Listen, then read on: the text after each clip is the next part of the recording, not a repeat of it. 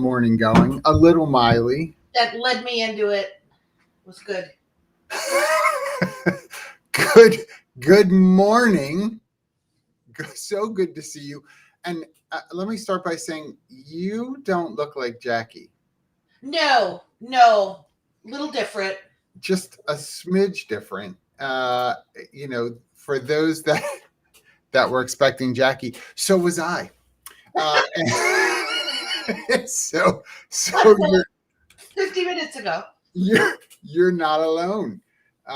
Jackie is a bit under the weather, and so we have so fortunate to have the lovely and talented Robin Schooling with us this morning, ladies and gentlemen.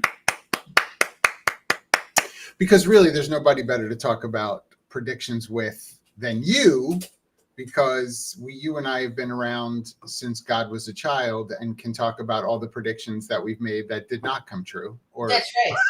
or against our best advice did not come true. and or the predictions that we made 30 something years ago that we're still making. 30 some years ago. Do you have to start by saying that kind of stuff? Do you have to? I mean, it's a terrible morning. Ay, ay, ay.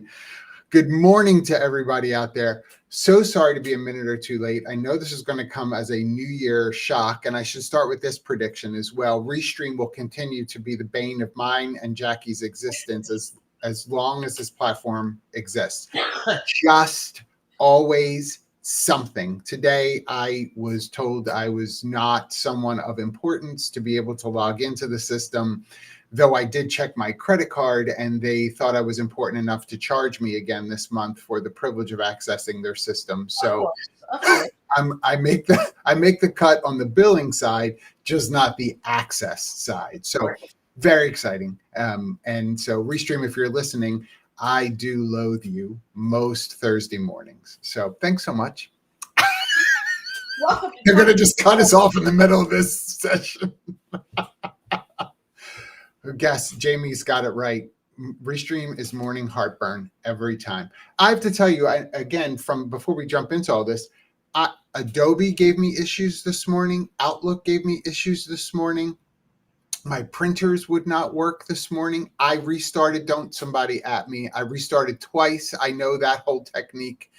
Just everything is not working. I don't know if there was some massive update last night that screwed things up. If anybody knows, throw it in the chat, because it's been a morning for me trying to get this thing to work.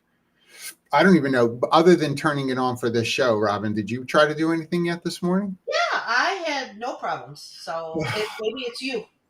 It must be me. User error. I mean, I don't know what else to say. And I by the way, let me make sure I give context. I did not mean to imply that you hadn't done any work yet this morning, but for those who were not a part of the inner circle, you were out yesterday. I was. And why were you out yesterday? I was summoned for jury duty. Happy New Year. on the day after basically, I mean, I was off all last week, so it's, I was like out of pocket for whatever it was, 12 days, 14 days. Come back, work one day, and then had jury duty after the courts had been closed for basically, again, this 4-day weekend. And it actually ended up, not that I don't want to do my civic duty, obviously. If I'm called, I will serve. Yeah. But they ended up dismissing, there were, I don't know, 150 of us, maybe. Wow, there were that many. Yeah, because I tried to do HR math around the room and count us all. I did the rows and how many were in a row. And they ultimately dismissed everybody. They let a group go early, and then they let the rest of us go as well. So I think the judges just didn't. It was a week that they weren't going to have trials or anything. So I have yet to be picked for. I've been summoned to jury duty, but never in all my years have I ever been selected to serve. on an actual jury. I haven't either. So I don't know if anybody else has, but I who's listening, but I just never have. I've gone to jury duty. I sit there. I have answered some of the initial questions I was asked. Yeah. But then I'm never chosen. So I have no idea what it's like to sit on a jury. I'm sure and I kind of want to be on one that's interesting. You know, like give me a good like murder trial. I mean, or like a drug cartel or something. Yes. You know? Yeah. Well, the drug cartel actually scares me more than the murder one. Yeah, I'd be scared. You know what I mean? Because they take pictures of everybody in the jury box. Yeah. With the drug cartel. Like a financial, like a embezzlement, financial drug ring or something. Yeah. Tax evasion. I'd be down for tax evasion. Let me sit in on that one. That's a good case. Yes, Mark. Good morning, by the way. I'm so sorry. I've been so rude to so many people. Oh my goodness. Good morning, Mark. Hey, Maggie, Jamie, Melanie. So good to see you. David's here. What's up, buddy? George, just flying through some of these. Mervin, he's here. He's here from London. Yes. Yes, Mark, seriously, if it's Skynet, we're in a world of trouble. That's part of the predictions for this year. I don't know if you've all seen the Skynet trending, that word trending on various social media platforms, but people are convinced 2024 is the year of Skynet. So, Robin, are the computers taking over? Should we worry this year about the computers taking over? I mean, I think they already have, and we've just gone along with it. And I'm basing this solely on Facebook and Twitter, because I still refuse to call it X. I don't and call it like that because who among us has not gotten the bra ads by now? Oh yes, we've all gotten them. I blocked all of those. The other day, and I'm way less on Facebook than I used to be, but once a day or every other day I'll hop in, do some stuff, and then I'm out. And I went on Facebook the other day, and how you get the people you should know, or people you might know, yes. Be their friend thing, right? It always blows my mind, the people that pop up on there. So there was a person up there. Why is this name familiar? Who is this? Why is this name familiar? It is how in the world this guy got served up to me. It's the GM at one of our Humoriso clients, who I have had phone calls and emails with, out of obviously a totally different system, whatever. Yep. And he's served up that I should become his Facebook friend. Yep. It's frightening. It's frightening. So and then there's still people that do the and again in the Facebook world, because nobody learned their lessons from this over the last 10 years, that will go on and do the what pretty princess are you thing, right?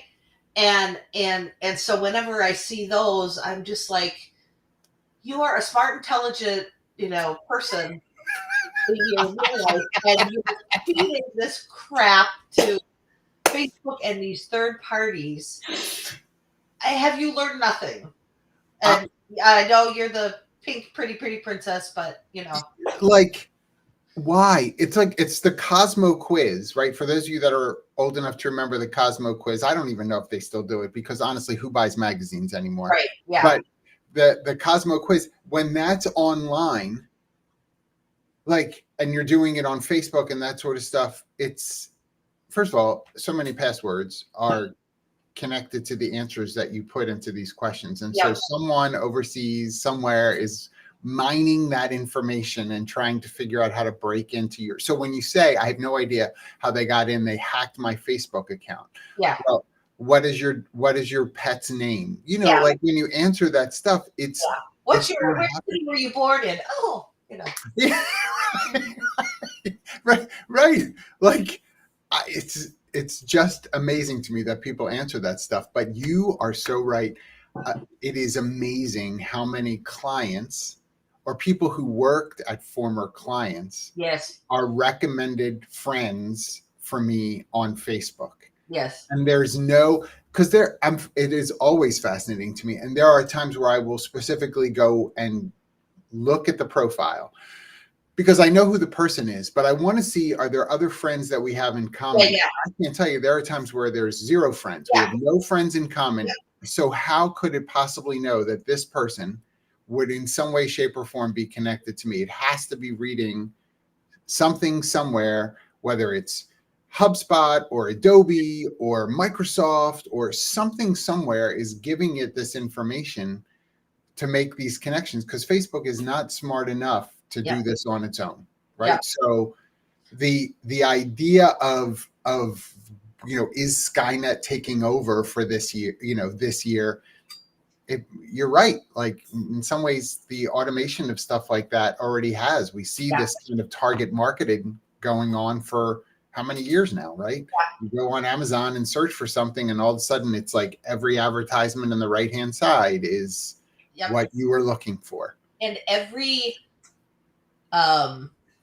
you think of all the devices that we just over time just added to our lives. Oh well, I've got this is hooked to this. I might as well add this one now too.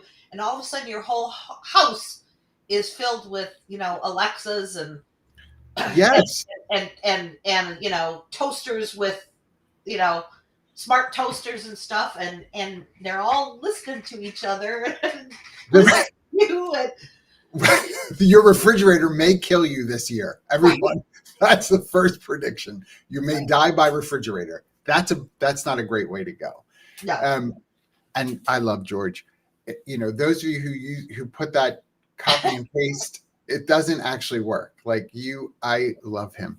Like putting that out there, I see people doing that, and I'm like, that doesn't really do anything. Facebook's not like, oh crap, John put on there that we're not allowed. Let's go behind the scenes and check that box on his profile. But it does when you think about this year, it does put a lot of even though I think it was already pressure filled, I think there's a lot more there are a lot more eyes on those that serve in your organization on the IT team. And yes. So right, yes. like those who outsource all of their IT, you really have to kind of be on that vendor partner to say, walk through exactly what you're doing to be proactive in minimizing what new threats are coming for 2024, because they're already happening, right? Like we don't need to wait until June to find out that such and such a company had a security breach, a data breach.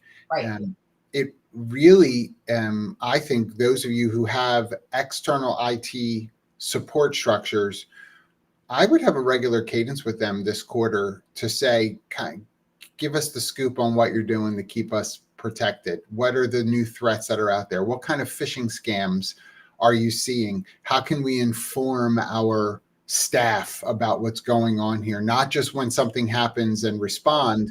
Can we get some things ahead of time to be able to let people know? Because the best of intentions, what happens, right? People click something that they shouldn't have.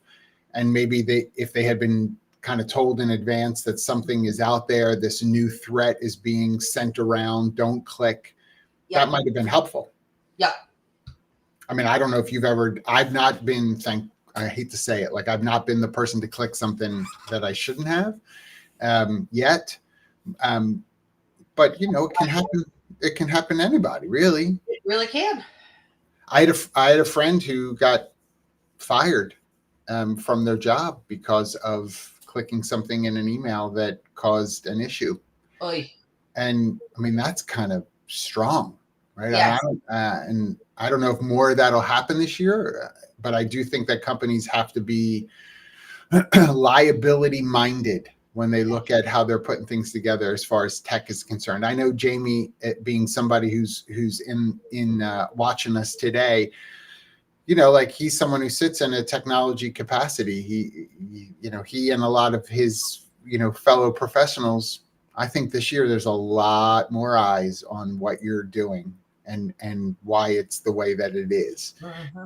And that goes for tech companies as well. Like, one of the things that we probably should think about is ADP or Paylocity or Paychex or some of these companies. And, what's going to happen this year with the way in which they handle security. We're doing this multi-factor stuff, right? My gosh, I hate it. I'm sorry, everybody. I know this sounds like I'm an old man, but this multi-factor crap drives me nuts. And do you use the app, right? The Microsoft Authenticator, the Google app. Yep. I can't get into things. It takes me a half hour to get into a program. Yeah. I think I'm being so safe and secure because I've got it stored on this, whether on my phone, whatever, right? This Authenticator app, but it's still, it takes forever to get in there. Once I get in, I'm like, oh, and I did it safely. Yay. Right. But, yay. I don't know that that's going away anytime soon. And I wonder if there's not, some more coming, to be honest. Right. I thought it was really smart. I don't know if anybody ever noticed this. Like, I love that it's called MFA, like multi-factor authentication, because that leaves the door open for it to be many steps, not just two. Yes, like I know, right. Right? For a lot of us, it's 2 steps, but it might become 4, right? Before we get in. Well, and I think what's so it gets it back to kind of the HR tech world specifically, because we are a HR talent acquisition themed show, really. But is the one thing to think about where that becomes a struggle. I mean, we're speaking for ourselves, right? We're fairly tech savvy, right? And I'm like, MF this MF, right? But it becomes a struggle. It becomes a challenge for a fairly large, group of employees, especially when you think about, this is very stereotypical, but your hourly workforce, right? It's folks that are, frontline staff. Pick an industry, right? It could be healthcare, it can be manufacturing, it can be hospitality. I don't care what. And they're not sitting at a desk. They're doing everything on their phone. They may not have a laptop or a desktop at home, right? And so we are asking them, and we need that level of security, right? Hey, we've hired you, go in and onboard now, right? And to navigate through that process requires things that we take for granted everybody has. Yeah. Everybody doesn't have. And nobody ever believes me when I tell the story, but I run into it still to this day, all this time. And it's not an age thing. These are people that are 20 years old. These are people that are 70 years old. Not everybody has a personal email address. Not everybody. People change their phone numbers fairly frequently. And the ability to set something up, and then if you need to use that for a recovery method, well, you know what? I don't have that phone number anymore. You know what? I don't. Yes. I can't get into that email anymore because I only made it up to apply for your job because I had to, and I can't use it.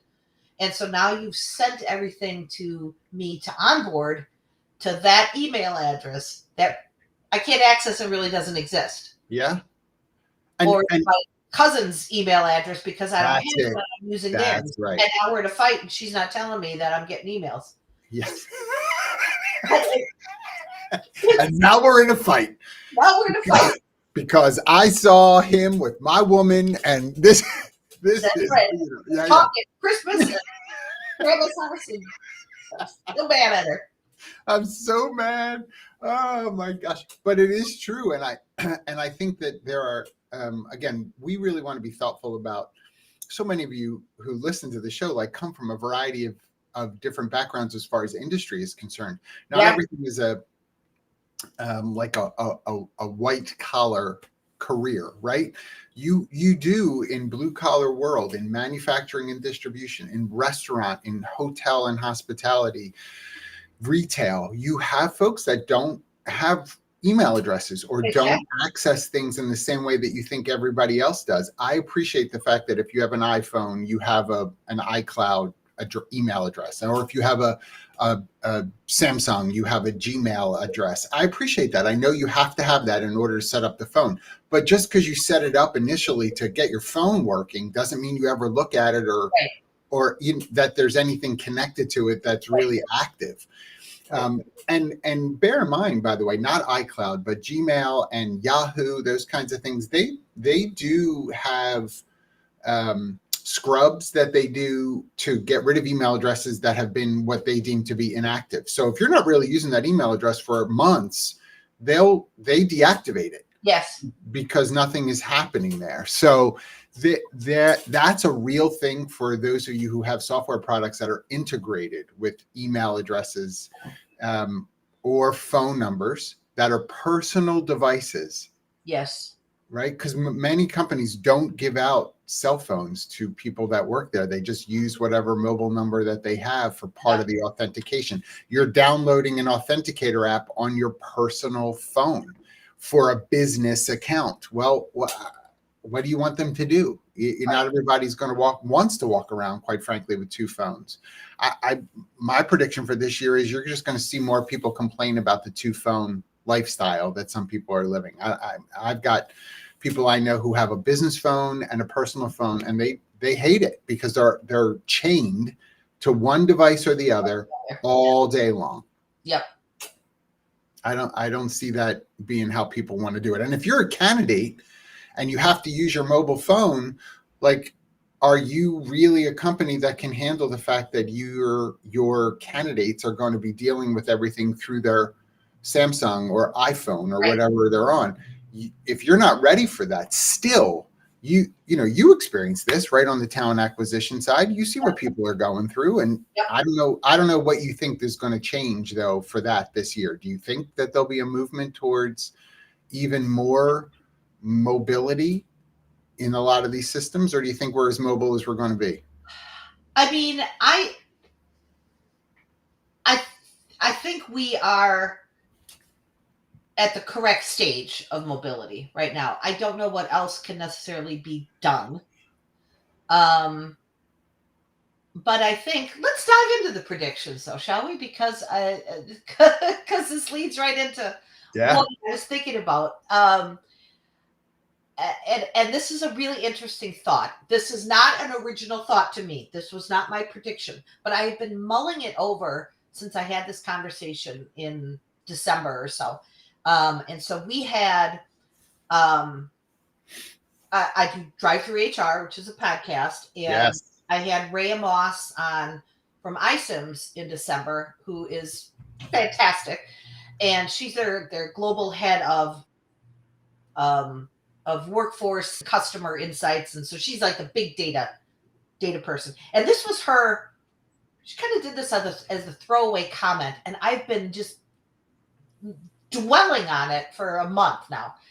And so I think she's spot on with this, and it ties into labor market stuff, right, as well, where in certain industries, it depends on the industry, right? We know healthcare is always scrambling for people. Drivers are, run over somebody to get a hired driver, right? But in certain jobs, industries, marketing, tech, whatever, there's this glut of candidates. And so over the last X number of years, and it's still the mantra, right? Make the apply process as easy as possible. So we've gotten to this one click here, one click there, whatever. I'm a proponent of that because I think we've garbaged it up so much, right? For certain positions and certain companies and whatnot. Her thought was, you know what?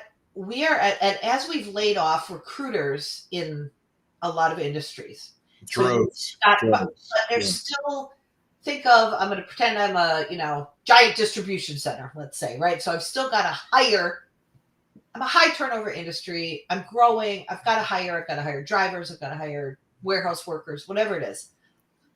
And I'm inundated. I've got more than I can handle, perhaps, for certain positions. Yeah. But my recruiting team is down.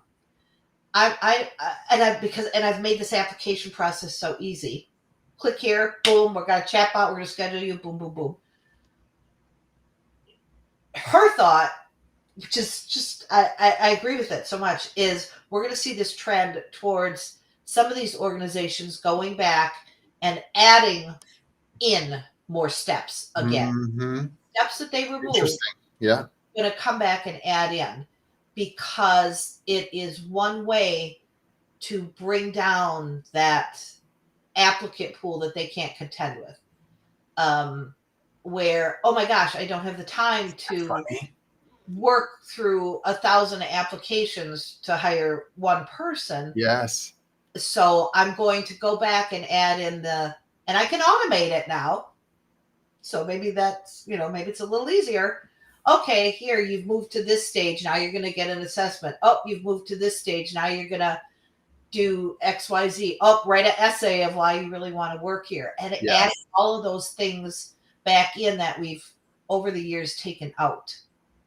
You've got, I think it's a really interesting consideration because you have, I would say probably over the last 3-4 years, a lot of tools sort of sharing how streamlined they've made the process, right? Go with us because our ATS can do this, this, and this, and make the applicant's experience so that the candidate experience is more. We get better survey results. Everybody loves applying for jobs here, but part of it is one. I know this might sound funny, but our goal is to actually find someone who could do the work that we're seeking to have done. Shocking, isn't it? Ultimately, that's still, isn't it? Right? Isn't that what's supposed to happen? And we can get a net promoter score on our candidate experience of, a 9.2. And we're like, woohoo. But did we actually find? We still have to open positions. What's the goal here? Right? It can't just be the experience. We actually have to find people. And so you might need to exactly that point. I think it's a fascinating point, honestly. Like for this year, do we start to add in 1 or 2 additional questions or a step so that it helps us to have some more gravitas to know who to move forward with? Because we do want to find that person. Yeah, we really do. Yeah. It's a waste of time, right? If not. And I think if that comes to be and we see more companies doing that, they have added a, presentation, do a 5-minute video, whatever it is, right? In there, the industry in air quotes, right? The infighting, the hot takes of between that will be really interesting to watch because we all love seeing a good meme from the king of hot takes, Adam Karpiak especially. He's really good at sharing these. Adam is the best. Right? Here's these 85 steps I have to go through to get a job. Yes. Well, maybe not at 85, but maybe we're gonna go from 2 to 20. I don't, Yeah, or 2 to 8. Something. Because again, we really do need to, first of all, you have to see truly, are there people who can actually do the work that you're needing done? I know that's crazy because I think one of the things connected to talent acquisition that I'm predicting for this year is that we're going to have to contend with the fact that we really don't have the skilled personnel that we need to handle the work that needs to get done. That is obnoxious, and I don't mean for it to be, but I think we're going to really be struck with the folks who are applying for a job don't know what we think that they should know. Right. And that, what I mean by should is, perhaps at a certain stage of their career. Hey, they've been in this work environment for 8 years. I know that when I was in my 8th year of my trajectory, I knew some of these things already. How could it be that this person with 8 years does not have that? Well, that may not necessarily be the fault of the candidate. It really may be the fault of what their experience was at their workplace, right? The investment of resource training or real job experience opportunities. Those kinds of things just may not have been as thoughtful for that candidate as it was for you 10 years ago, 12 years ago, when you were at that stage.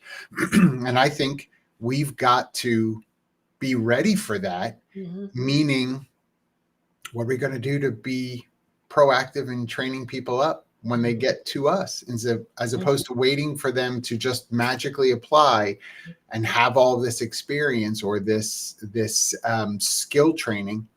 We may need to be the ones more diligently who are deciding that has to be our responsibility.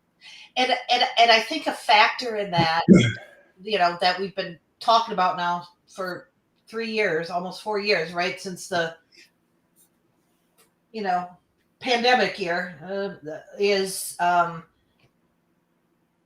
folks, especially early career stage, let's say their first 10 years, right?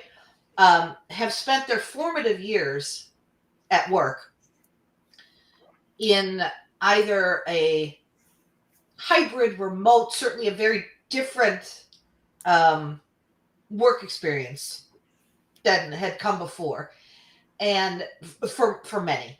And I think there's a lot to be said for what the learning and the osmosis that goes on from people sitting in an office with other people, absorbing, learning, whether that be a skill thing, and here, come sit at my desk, let me show you this, or hey, sit in on this meeting so you can start absorbing or learning, or come to this with me to go to the big muckety mucks meeting, whatever. Yes, a lot of people have missed on that, and I think we do a good job.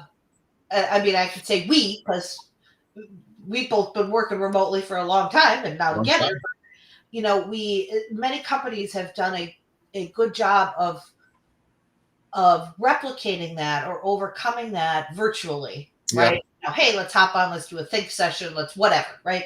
Let me train you, let's hop on a call, whatever. But it's still different. Yes.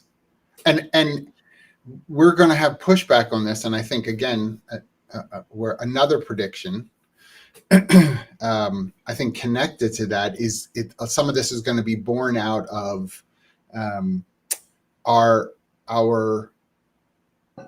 we're seeing companies requiring people to come back, at least in a hybrid capacity, to some sort of work or office environment, right? We're seeing that.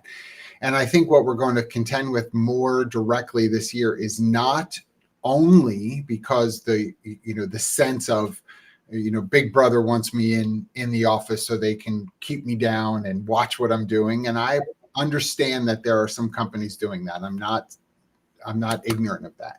But I think what we're going to also contend with this year is the research is coming out fast and furious on exactly how effective remote work has been for certain types of companies and or industries. And I have to tell you, everyone, some of the data is not pretty. And it's showing a sharp decline in innovation and creativity. And they're looking at things like new product, new service, or deepening the product or service in better ways, the offerings, those kinds of things. We're seeing a sharp decline based on years previous of that kind of interaction happening within the workplace, and then offering of product or service to the market. We're seeing performance numbers that in certain industries that have dropped and for some companies. And so that's going to weigh heavily into the way in which this data is pulled together. I'm not here to say that means everybody should go back to, to the year 2000. That's not what I'm saying. But I do predict that we're going to see more companies be bold about this data to say this has nothing to do with us wanting to micromanage as much as it has to do with we're not winning. That we have a whole bunch of research from reputable places. I'm not talking about, Jimmy's Survey Monkey that he sent out. I'm talking about real research that's being done by, yes, not Jimmy. So like, I'm submitting that to say, I think we need to be ready for a shift again in some ways, especially for some industries. I think we're going to see some changes for some technology companies in particular, which is so funny, right? Because we think, well, tech companies, they can work from anywhere. Right. They didn't always. No. They didn't always. No. They like a whiteboard in person as much as anybody else. Yes. And here's a term that, all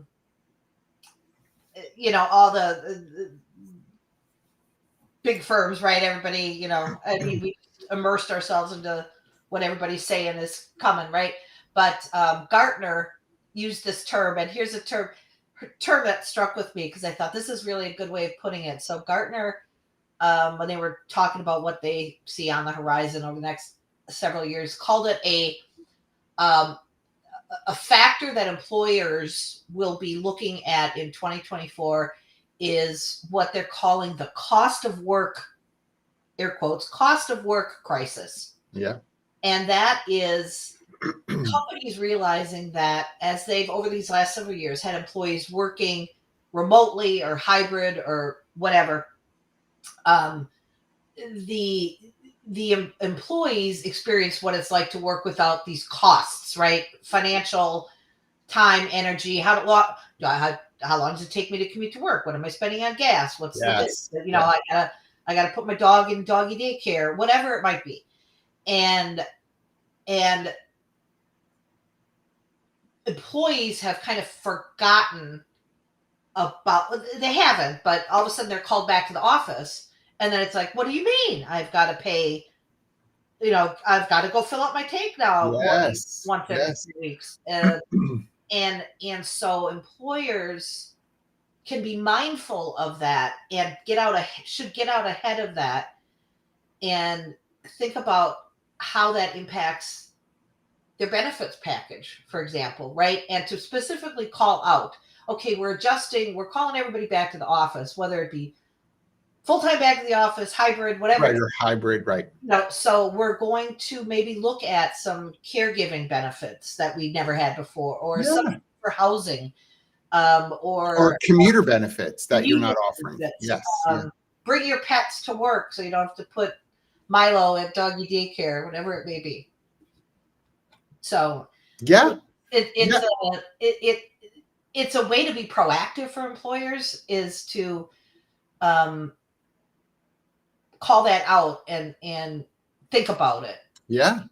And Michelle brings up a great point here that, and I think it's a fair ask, right? How much of that data that we're going to start seeing is connected to companies' inability to hire talent, not just remote work, right? I think we're going to start seeing a shift where, I know we both have experienced this, right? Where you have a role that we're looking to fill on, through the recruiting, talent acquisition work that we're doing. And like one of the first two questions out of the candidate's mouth, if it's not, how much does the role pay? It's, can I work remotely? Right. And the idea of companies starting to say, well, not fully remotely or not at all. You would have candidates this past year or in 2023 that would say, well, then I'm not interested. Yeah. And I think we're going to start to see a bit of a shift this year where candidates are going to wind up saying, okay, I'm not going to allow that to be the reason I don't continue, because the kinds of opportunities I'm looking for are narrowing. I don't have as many where I can sort of be as bold to say, well, screw you. If I can't work from home, I don't want to come. The other thing, by the way, the sentiment on some of the research that's coming out is not just on the company side. And I'm so glad you mentioned Gartner. I mean, you're going to see lots of stuff being released from Gartner, from Gallup, from Mercer, You've got lots of stuff coming. You're also going to start to see some sentiment research coming from the actual employee Yes. themselves that says it has become exasperating at home being here as much as I have, not because I don't love my home or my family. The dynamic just doesn't allow me to be as free to work as I'd want to be. And where it was sort of nuanced and maybe even energizing at the onset, where I could like throw a load of wash in between calls and defrost the chicken and, ooh, isn't this great? I could do all that. And now it's like, I got to get out of here. Yeah. I'm in these four walls all the time, and I don't want to always be here.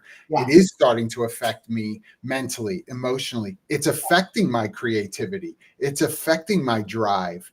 I mean, 2023, you all can search on your own.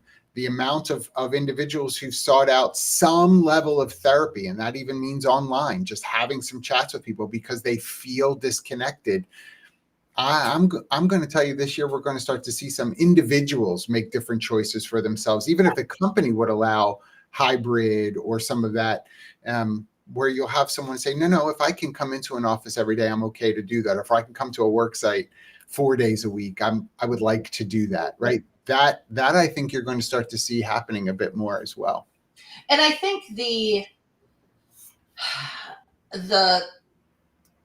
challenge it becomes for individuals where, and I don't know what the balance of this is. So you've got the companies that are, to Michelle's point is,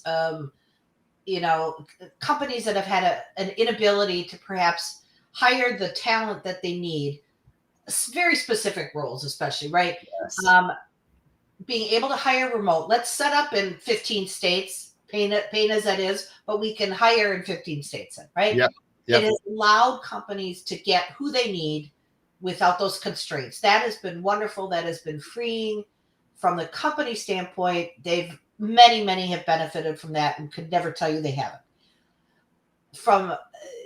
As we start to dial things back, though, what I saw during the last 3 years, I live in, Baton Rouge, Louisiana, right? So mid-size city. There's not a whole lot of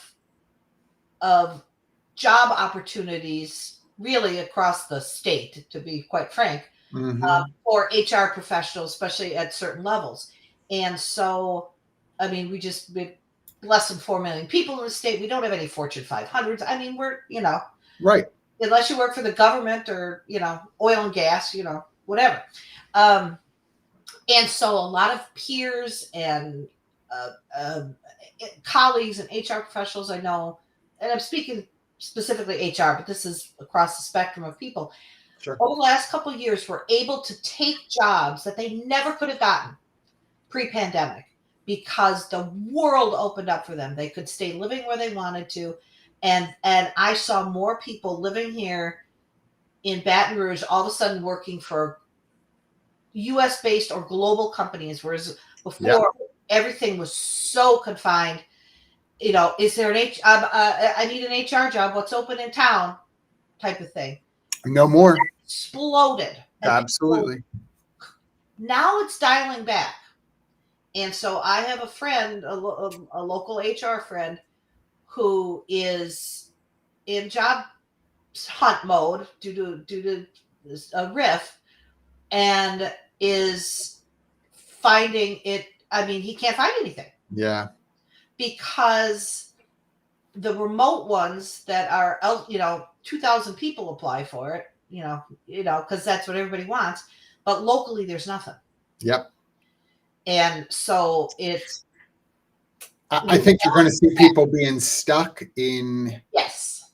In that, especially if they've moved, right? So we saw 2020, 2021, people make choices to move to. Yes. Locations that were, I'm going to say, more open. There was more land. I could work from anywhere. So I'm selling, my house in Connecticut, making a boatload of money and going to Nebraska. No shade on Nebraska, but the cost of living's a little different in Nebraska than it is in Connecticut. and get a huge property and all kinds of stuff. And it's beautiful, it's wonderful. But to your point, now if the tide turns Right. on remote work, what do you have in Nebraska? What are the if you're used to what life was like in Connecticut Right. with job opportunities, it's just different. It's different there than it is in that sort of like everybody's on top of one another environment in a metro place, outside of New York City or outside of Philadelphia or Boston.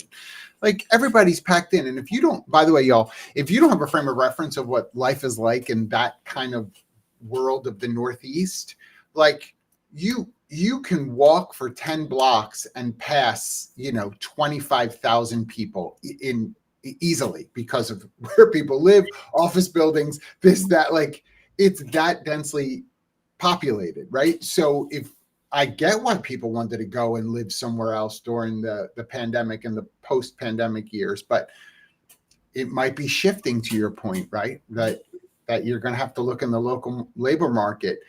I think you're also going to see, and I love some of that. By the way, the chat is on fire. There's so many comments. It is awesome. And I want to comment on something. Who said it? I'm scrolling through a whole bunch of stuff. Maggie, thanks for this. Maggie, is talking about the fact that, if we do push back, if the these predictions are right when it comes to going back to the workplace or more of a cadence of going back to the workplace, that it will disproportionately affect women.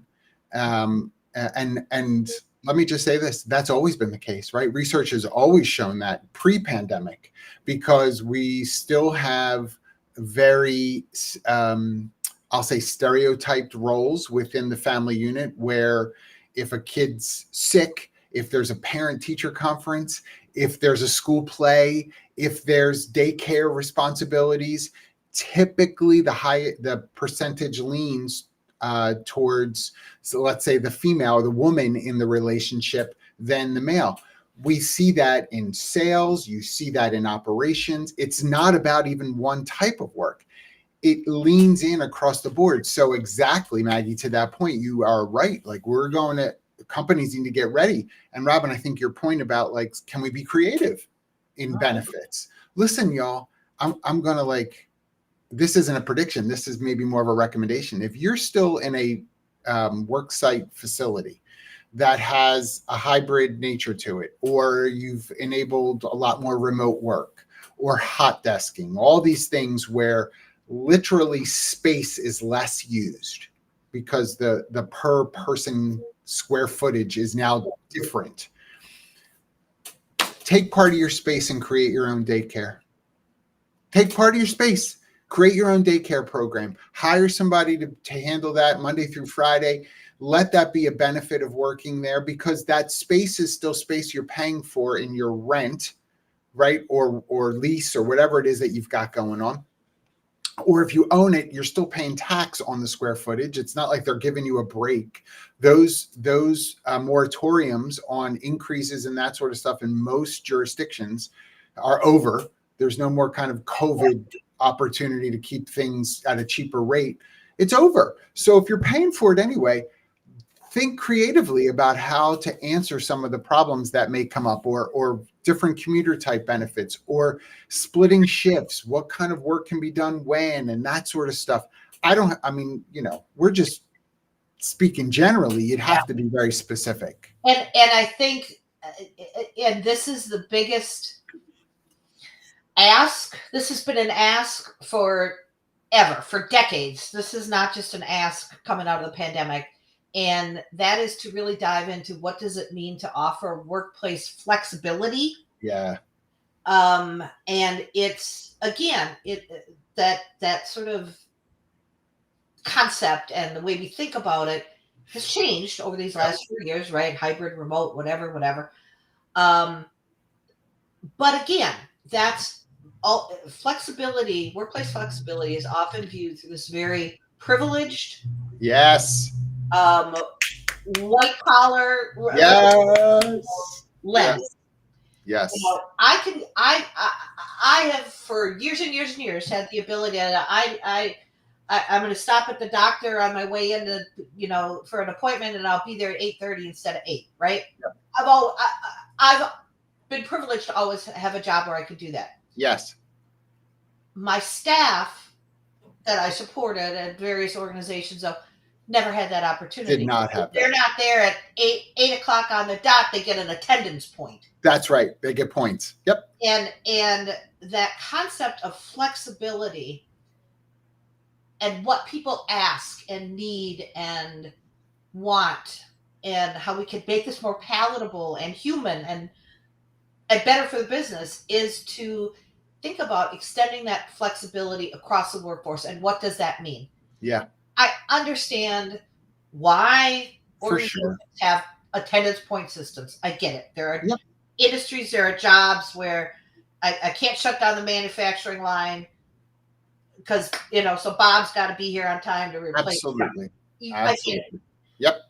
But there are ways to work around that and make it not quite as draconian, and to allow hourly staff, for example, pick it at hospitality is a perfect example, right? Great example. Can they give them say in how they can pick their shifts? Yeah. Or change the shifts. Right. Do I need to start just because Susie before me started at 7 a.m.? What does it matter if it's 7:30 for me? Because there's nobody in the door until 9 o'clock. Yes. My prep work. Or do I need 4 people to be at 7 a.m.? Right. Can I have 2 at 7 and 2 at 8? Right? Stuff like that. Yes. Right. Totally. Flexibility and how we talk about it and how we implement it is so key to this. 2024 workplace flexibility needs to be more broadly defined. Yes. We've gotten comfortable with it being hybrid remote work as being equal to workplace flexibility. There's much more to workplace flexibility than just that. Totally agree. Now I know, and my gosh, this time goes by so quickly. I know we only have a few minutes, but one of the other things that I want to put out there as far as prediction is concerned, and it's a vein that we haven't exactly touched on too much. And you know me with bread and butter, y'all, compliance ain't going anywhere. Ain't going anywhere. Yes. More. Yes, the constriction is here. And the way, and I want to submit this, we're going to see more cities and states, but more cities get involved with compliance, with an employment related compliance that they don't know much about. That's super obnoxious. So I'm going to use New York as an example because they're always a good one for it. New York has this rule right now, right, about using assessments, machine learning, AI related assessments to make employment offering decisions. And they said, you are not allowed to make your decisions based on that. There is no construct as to what making a decision actually means. How much of a tool towards that decision is it allowed to be? Where do you go for any semblance of guideline around it? Because the guidelines that they have there are circular. There's nothing that it really says. Right. It just says, if you want to know how to make this happen, you just should know how to make this happen. That's not helping anybody, right? That's circular. And that kind of employment rule, you're going to start seeing popping up a whole lot. It's already starting in a lot of places as well. Mm-hmm. So look for things around employment taxation that states are catching up.